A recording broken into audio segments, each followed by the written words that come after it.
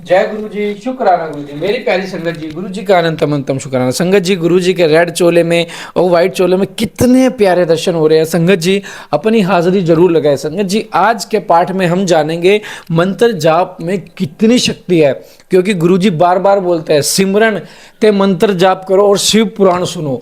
मंत्र जाप करो, शिव पुराण सुनो, मंत्र जाप करो, शिव पुराण सुनो। संगत जी, आज के पाठ में आपको अच्छे से जान जाओगे कि मंत्र जाप करने से कितनी उन्नति और तरक्की होती है। संगत जी, मंत्र जाप से हर चीज आपकी सुखमय हो जाती है। मंत्र जाप से हर चीज आपकी आगे से आगे, आगे से आगे आपके काम बनते जाते हैं। मंत्र जाप से ही आपके घर से पितर दोष खत्म होता है। मंत्र जाप से ही आपके घर से ब्लैक मैजिक खत्म होता है। मंत्र जाप से ही आपके घर के चारों तरफ एक ऐसा पहरा बन जाता है जिसे बुरी शक्तियां लांग नहीं सकती, और बुरी शक्तियां उस मंत्र जाप के पहरे के होते होते कभी आपके घर में, आपके दिमाग में, आपके किसी भी काम काज में आके दखल अंदाजी कभी नहीं कर सकती। इसलिए कहते हैं गुरुजी, मंत्र जाप करो, जितना हो सके उतना मंत्र जाप करो। कभी गिन के मत करो कि मैंने 108 बार कर लिया, कभी वो कर लिया। तो संगत जी, तो आपके लिए यही आज के पाठ में बहुत इंपॉर्टेंट मैसेज है। तो प्लीज आई रिक्वेस्ट टू मंत्र जाप करो जितना हो सके, और घर बैठे शिव पुराण का मैं बार बार कहता हूँ लाभ उठाओ, मौके पे छक्का मारो, क्योंकि गुरुजी यह मौका दे रहे हैं आपको घर बैठे। यह मौका बार बार नहीं मिलता। और प्यारा सा कमेंट करके अपनी हाजिरी जरूर लगाइए। आइए पाठ को शुरू करते हैं गुरुजी के पावन मंत्र के साथ। ओम नमः शिवाय। शिव जी सदा सहाय। ओम नमः शिवाय। गुरुजी सदा सहाय। जय गुरुजी। जय गुरु जी। शिवलिंग की स्थापना, उसके लक्षण और पूजन की विधि का वर्णन तथा शिवपद की प्राप्ति कराने वाले सत्कर्मों का विवेचन।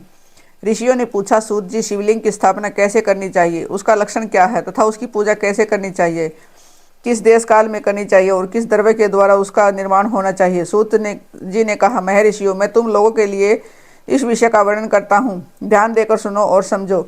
अनुकूल एवं शुभ समय में किसी पवित्र तीर्थ में, नदी आदि के तट पर अपनी रुचि के अनुसार ऐसी जगह शिवलिंग की स्थापना करनी चाहिए जहाँ नित्य पूजन हो सके। पार्थिव द्रव्य से, जलमय द्रव्य से तथा तेजस पदार्थ से अपनी रुचि के अनुसार कल्पोक्त लक्षणों से युक्त शिवलिंग का निर्माण करके उसकी पूजा करने से उपासक को इस पूजन का पूरा पूरा फल प्राप्त होता है। संपूर्ण सब लक्षणों से युक्त शिवलिंग की यदि पूजा की जाए तो वह तत्काल पूजा का फल देने वाला होता है। यदि चल प्रतिष्ठा करनी हो तो इसके लिए छोटा सा शिवलिंग अथवा विग्रह श्रेष्ठ माना जाता है, और यदि अचल प्रतिष्ठा करनी हो तो स्थूल शिवलिंग अथवा विग्रह अच्छा माना जाता है। उत्तम लक्षणों से युक्त शिवलिंग की पीठ सहित स्थापना करनी चाहिए। शिवलिंग का पीठ मंडलाकार, गोल, चकोर, त्रिकोण तथा खाट के पाए की भांति ऊपर नीचे मोटा और बीच में पतला होना चाहिए। ऐसा लिंग पीठ महान फल देने वाला होता है। पहले मिट्टी से, प्रस्तर आदि से और लोहे आदि से शिवलिंग का निर्माण करना चाहिए। इस द्रव्य से शिवलिंग का निर्माण हो तो उसे उसका पीठ भी बनाना चाहिए। ये स्थावर अचल प्रतिष्ठा वाले शिवलिंग की विशेष बात है। चल प्रतिष्ठा वाले शिवलिंग में लिंग और पीठ का एक ही उपादान होना चाहिए, किंतु बाण लिंग के लिए यह नियम नहीं है। लिंग की लंबाई निर्माणकर्ता का या स्थापना करने वाली यजमान के 12 अंगुल के बराबर होनी चाहिए। ऐसे ही शिवलिंग को उत्तम कहा गया है। इससे कम लंबाई हो तो फल में कमी आ जाती है, अधिक हो तो कोई दोष की बात नहीं है। चरलिंग में भी वैसा ही नियम है। इसकी लंबाई कम से कम कर्ता के अंगुल के बराबर होनी चाहिए। उसे छोटा होने पर अल्प फल मिलता है, किंतु इसे अधिक होना दोष की बात नहीं है। यजमान को चाहिए कि वह पहले शिल्प शास्त्र के अनुसार इस विमान या देवालय बनवाए जो देवगणों की मूर्तियों से अलंकृत हो। इसका गर्भगृह बहुत ही सुंदर, सुदृढ़ और दर्पण के समान स्वच्छ हो। उसे 9 प्रकार के रत्नों से विभूषित किया गया हो। उसमें पूर्व और पश्चिम दिशा में 2 मुख्य द्वार हो। जहाँ शिवलिंग की स्थापना करनी हो उस स्थान के गर्त में नीलम, लाल, वेदुरे, श्याम, मरकत, मोती, मूंगा, गोमेद और हीरा, इन 9 रत्नों को तथा अन्य महत्वपूर्ण द्रव्यों को वैदिक मंत्रों के साथ छोड़े सदोजात आदि 5 वैदिक मंत्रों द्वारा शिवलिंग का 5 स्थानों में क्रमशः पूजा करके अग्नि में हव्य की अनेक आहुतियां दे और परिवार सहित मेरी पूजा करके गुरु स्वरूप आचार्य को धन से तथा भाई बंधुओं को मनचाही वस्तुओं से संतुष्ट करे। याचकों को जड़, स्वर्ण, ग्रह एवं भू संपत्ति तथा चेतन गौ आदि वैभव प्रदान करें। स्थावर जंगम सभी जीवों को यत्नपूर्वक संतुष्ट करके एक गड्ढे में सुवर्ण तथा 9 प्रकार के रत्न में भरकर सदोजात आदि वैदिक मंत्रों का उच्चारण करके परम कल्याणकारी महादेवी जी का ध्यान करे। तत्पश्चात नदोजात से युक्त महामंत्र ओंकार का उच्चारण करके उक्त गड्ढे में शिवलिंग की स्थापना करके उसे पीठ से संयुक्त करे। इस प्रकार पीठ युक्त शिवलिंग की स्थापना करके उसे नित्य लेप दीर्घकाल तक टिके रहने के लिए मसले से जोड़कर स्थिर करें। इसी प्रकार वहाँ परम सुंदर वेर की भी स्थापना करनी चाहिए। सारांश यह है कि भूमि संस्कार आदि की सारी विधि जैसी लिंग प्रतिष्ठा के लिए कही गई है वैसी ही वेर प्रतिष्ठा के लिए भी समझनी चाहिए। अनंतर इतना है कि लिंग प्रतिष्ठा के लिए प्रणव मंत्र के उच्चारण का विधान है, परंतु बेर की प्रतिष्ठा पंचाक्षर मंत्र से करनी चाहिए। जहाँ लिंग की प्रतिष्ठा हुई है वहाँ भी उत्सव के लिए बाहर सवारी निकलने वाले आदि के निमित्त वेर को रखना आवश्यक है। वेर को बाहर से भी लिया जा सकता है, उसे गुरुजनों से ग्रहण करें। वह वेर वही लेने योग्य है जो साधु पुरुषों द्वारा पूजित हो। इस प्रकार लिंग में और वेर में भी की हुई महादेव जी की पूजा शिव पद प्रदान करने वाली होती है। स्थावर और जंगम के भेद से लिंग भी दो प्रकार का कहा गया है। वृक्षलता आदि को स्थावर लिंग कहते हैं और कृमि कीट आदि को जंगम लिंग। स्थावर लिंग की सींचने आदि के द्वारा सेवा करनी चाहिए और जंगम लिंग को आहार एवं जल आदि देकर तृप्त करना चाहिए। उस स्थावर जंगम जीवों को सुख पहुंचाने में अनुरक्त होना भगवान शिव का पूजन है, ऐसा विद्वान पुरुष मानते हैं। यो चराचर जीवों को ही भगवान शंकर के प्रतीक मानकर उनका पूजन करना चाहिए। इस तरह महालिंग की स्थापना करके विविध उपचार द्वारा उसका पूजन करें। अपनी शक्ति के अनुसार नित्य पूजा करनी चाहिए तथा देवालय के पास दबजा और रोपण आदि करना चाहिए। शिवलिंग साक्षात शिव का पद प्रदान करने वाला है अथवा चरलिंग में षडोपचारों द्वारा यथोचित ऋषि से कर्मश पूजन करे। यह पूजन भी शिव पद प्रदान करने वाला। आह्वान, आसन, अर्घ्य, पादांग, आचमन, अभ्यंग पूर्वक स्नान, वस्त्र एवं यज्ञोपवीत, गंध पुष्प, धूप, दीप, नैवेद्य, तांबूल समर्पण, निरांजन, नमस्कार और विसर्जन, ये 16 उपचार हैं। अथवा अर्घ्य से लेकर नैवेद्य तक विधिवत पूजन करे। अभिषेक, नैवेद्य, नमस्कार और तर्पण ये सब यथाशक्ति नित्य करे। इस तरह किया हुआ शिव का पूजन शिव पद की प्राप्ति कराने वाला होता है। अथवा किसी मनुष्य के द्वारा स्थापित लिंग, शिवलिंग में ऋषियों द्वारा स्थापित है, शिवलिंग में देवताओं द्वारा स्थापित है, शिवलिंग में अपने आप प्रकट हुए स्वयं भूलिंग में तथा अपने द्वारा नूतन स्थापित हुए शिवलिंग में भी उपचार समर्पण पूर्वक जैसे तैसे पूजन करने से तथा पूजन की सामग्री कर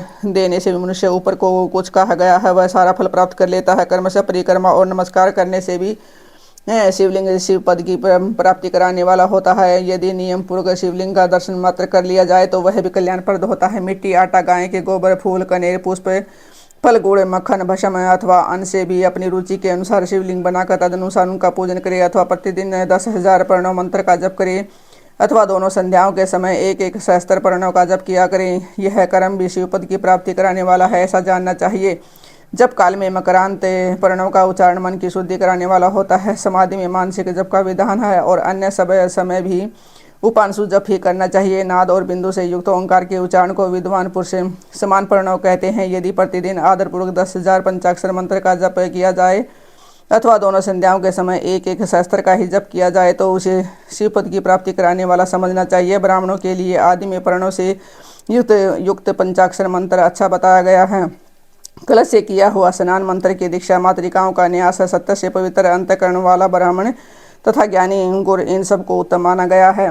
द्विजों के लिए नमः शिवाय के उच्चारण का विधान है। द्विजेतरों के लिए अंत में नमः पद के प्रयोग की विधि है, अर्थात वे शिवाय नमः इस मंत्र का उच्चारण करें। स्त्रियों के लिए भी कहीं कहीं विधि पूर्वक नमो अंत उच्चारण का ही विधान है, अर्थात वे भी शिवाय नमः का ही जप करे। कोई कोई ऋषि ब्राह्मण की स्त्रियों के लिए नमः पूर्वक शिवाय के जप की अनुमति देते हैं, अर्थात वे नमः शिवाय का जप करें। पंचाक्षर मंत्र का 5 करोड़ जप करके मनुष्य भगवान सदाशिव के समान हो जाता है। 1, 2, 3 अथवा 4 करोड़ का जप करने से ब्रह्मा, विष्णु, रुद्र तथा महेश्वर का पद प्राप्त होता है। अथवा मंत्र में इतने अक्षर हैं उनका पृथक पृथक 1-1 लाख जप करे अथवा समस्त अक्षरों का एक ही साथ जितने अक्षर में हो उतने लाख जप करे। इस तरह के जप को शिवपद की प्राप्ति कराने वाला समझना चाहिए। यदि 1000 दिनों में प्रतिदिन 1 सहस्त्र जप के क्रम से पंचाक्षर मंत्र का 10 लाख जप पूरा कर लिया जाए और प्रतिदिन ब्राह्मण भोजन कराया जाए तो उस मंत्र से अभिष्ट कार्य की सिद्धि होने लगती है। ब्राह्मण को चाहिए कि वह प्रतिदिन प्रातःकाल 1008 बार गायत्री का जाप करे। ऐसा होने पर गायत्री क्रम से शिव का पद प्रदान करने वाली होती है। वेद मंत्रों और वैदिक सूक्तों का भी नियम पूर्वक जप करना चाहिए। वेदों का पारायण भी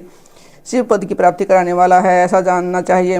अन्याय को बहुत से मंत्र हैं, उनका भी जितने अक्षर हों उतने लाख है जप करे। इस प्रकार जो यथाशक्ति जप करता है वह कर्मशः शिव पद प्राप्त कर लेता है। अपनी रुचि के अनुसार किसी एक मंत्र को अपना कर मृत्यु पर्यंत प्रतिदिन उसका जप करना चाहिए अथवा ओम इस मंत्र का प्रतिदिन 1 सहस्त्र जप करना चाहिए। ऐसा करने पर भगवान शिव की आज्ञा से संपूर्ण मनोरथों की सिद्धि होती है। जो मनुष्य भगवान शिव के लिए फुलवाड़ी या बगीचे आदि लगाता है तथा शिव के सेवा कार्य के लिए मंदिर में झाड़ने बुहारने आदि की व्यवस्था करता है वह इस पुण्य कर्म को करके शिव पद प्राप्त कर लेता है। भगवान शिव के जो काशी आदि क्षेत्र हैं उनमें भक्ति पूर्वक नित्य निवास करें।